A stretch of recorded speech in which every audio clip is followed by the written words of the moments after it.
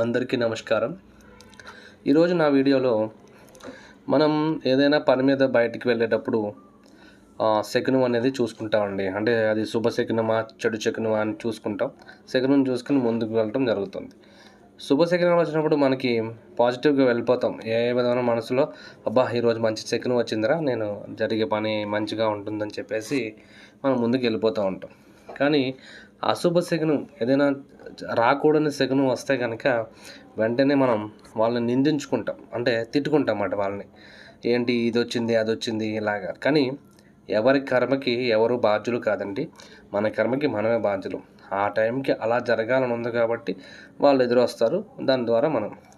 కానీ వచ్చినా కూడా మనం కొంతమంది ఏం చేస్తారు, కాసేపు ఆగి ఇంటికి వెళ్ళి లోపల మంచినీళ్ళు తాగి మళ్ళీ బయలుదేరడం చేస్తారు. కొంతమంది కాసేపు ఎక్కడైతే అలా వీలు కాని వాళ్ళు వెంటనే అక్కడ ఒక 2 నిమిషాలు ఆగి మళ్ళీ ముందుకు వెళ్ళిపోతూ ఉంటారు.